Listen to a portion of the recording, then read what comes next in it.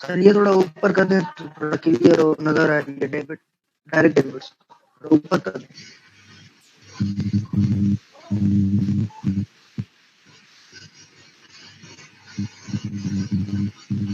Excuse me, sir.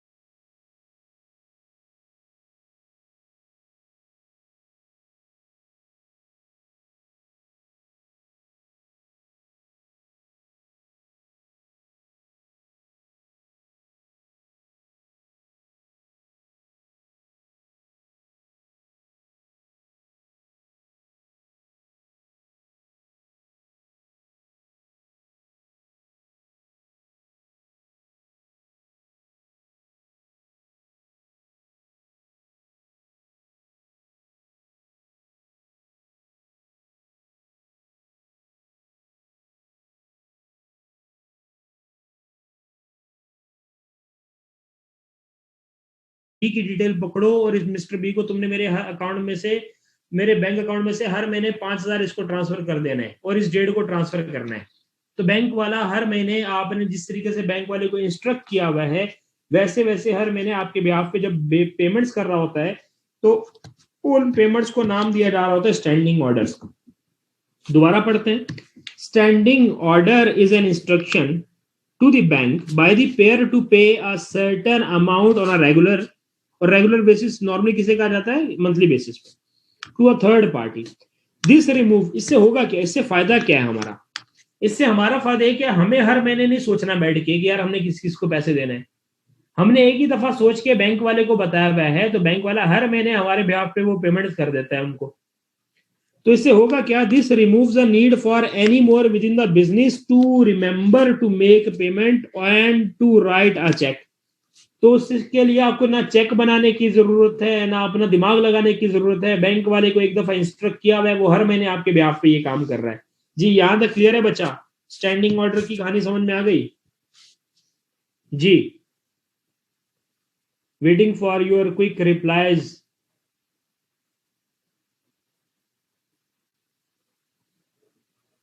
ठीक है जी, okay. अब नाउ जिस तरह से स्टैंडिंग ऑर्डर है, अब जरा डायरेक्ट डेबिट पढ़ते हैं। अब ये डायरेक्ट डेबिट क्या चीज है? A bank can also pay to third party. देखो स्टैंडिंग ऑर्डर में भी जो पैसा बैंक किसी को दे रहा था वो थर्ड पार्टी थी। स्टैंडिंग ऑर्डर और डायरेक्ट डेबिट दोनों में बैंक डायरेक्टली पैसा दे रहा होता है किसी थर्ड पार्टी को। ये दोनों में सिमिलैरिटी है, ये दोनों में मुशाबहत है, ये दोनों का सेम पॉइंट है। अब आगे पढ़ते हैं फिर डायरेक्ट डेबिट में क्या फर्क है, तो जरा पढ़ते हैं। Bank can also pay a third party on behalf of a customer by a direct debit. This is very similar to standing order. तो इनमें मेन फर्क क्या है? द मेन डिफरेंस,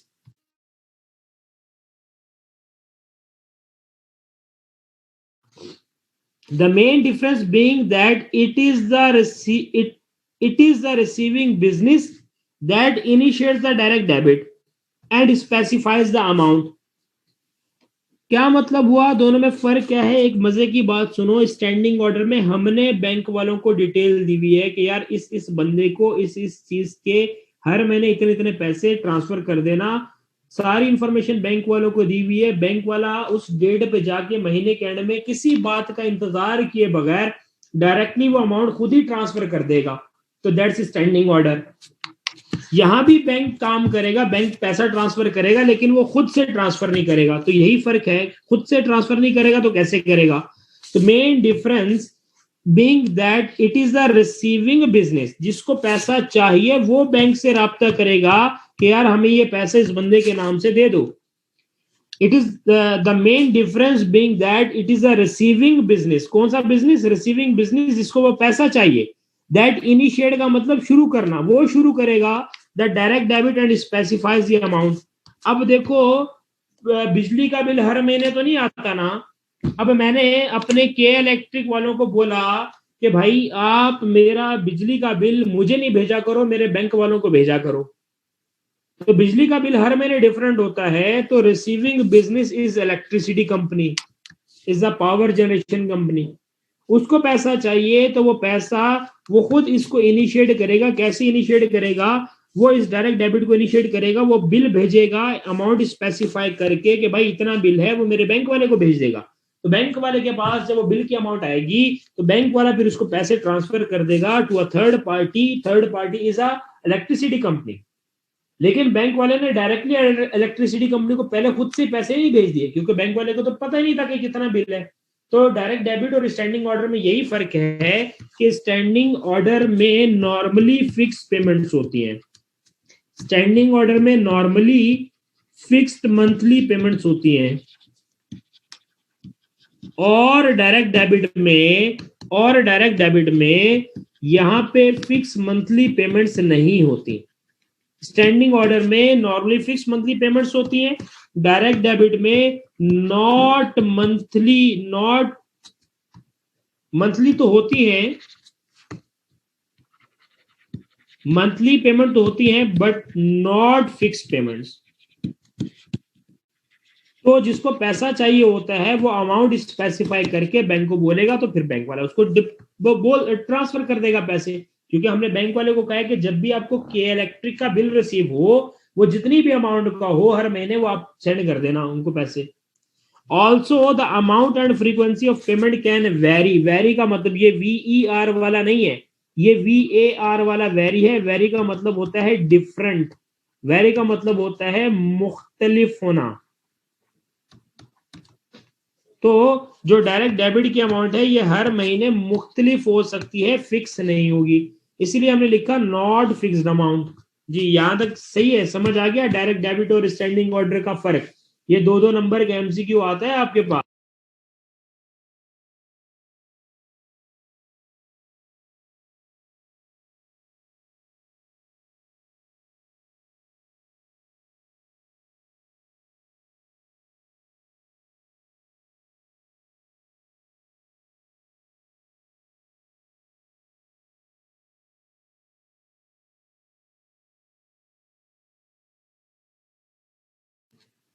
आगे बात, इसको पैसे दे दो जहां पे मंथली बेसिस पे ना पेमेंट हो, जहां पे कभी कभी जरूरत पड़ने पे पेमेंट करना हो, तो वो क्रेडिट ट्रांसफर होता है। A credit transfer is a further method of instructing a bank to make a payment to a third party. This is usually done by customer filling out a credit transfer form in favor of a third party. तो वहां पे हम एक form fill करते हैं कि भाईजान bank वालों ये X अमाउंट इस बंदे को ट्रांसफर कर दो। हर महीने नहीं करना होती, कभी कभी करना होती है, तो उसके लिए हमें एक फॉर्म भरना पड़ता है। This method of payment is suitable for one of payment. देखो दो तरह की पेमेंट होती है, एक रेगुलर पेमेंट होती है, एक कभी कभी वाली पेमेंट। तो रेगुलर पेमेंट के लिए स्टैंडिंग ऑर्डर है और डायरेक्ट डेबिट है, लेकिन जो वन ऑफ पेमेंट्स होती है उसके लिए क्रेडिट ट्रांसफर यूज किया जाता है। तो हम लिख सकते हैं credit transfer is normally used for one of payments. One of payments का मतलब जो कभी कभी पे करना हो पैसा, उसके लिए क्रेडिट ट्रांसफर यूज किया जा सकता है। और irregular payment to suppliers. Credit transfer forms are often found attached to bills such as gas, electricity and telephone. जब कभी कभी बैंक के थ्रू ये पैसे पे करवाने हो तो उस वक्त हम ये क्रेडिट ट्रांसफर का ऑप्शन यूज कर सकते हैं। ये पॉइंट क्लियर है भाई सबको?